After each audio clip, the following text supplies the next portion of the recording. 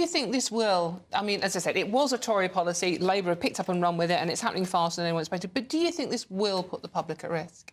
It can't be good for the public, can it? I mean, you know, releasing people who've been convicted of violent criminal acts, no matter what the sentencing was, you know, these are people who are criminals and they've been put away for a good reason. And we've got to bear in mind that only 2% of violent crimes actually result in a conviction.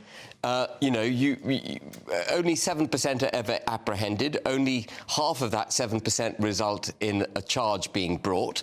And then only 2% of the total 100% of crimes committed results in someone going to jail.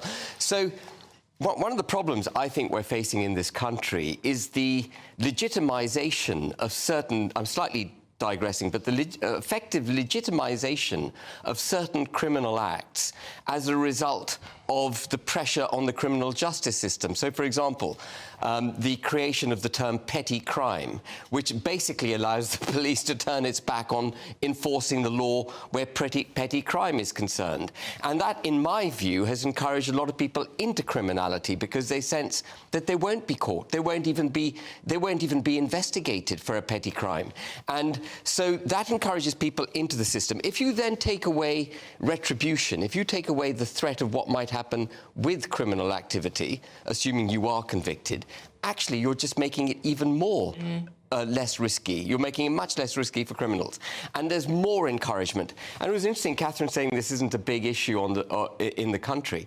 Actually, you know, I've now fought far too many elections this year. I've done a by-election and the local elections and the general election. It is an issue on every doorstep, particularly knife crime. People are really worried about it.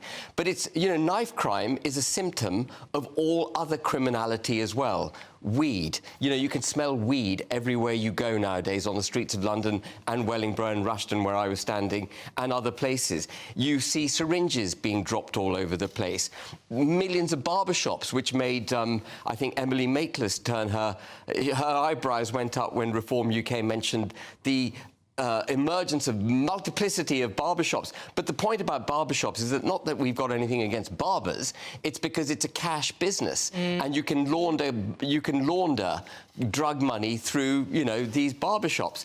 And so we're seeing a breakdown, actually, I think, Dawn, of the criminal justice system. And this is yet another step in that direction.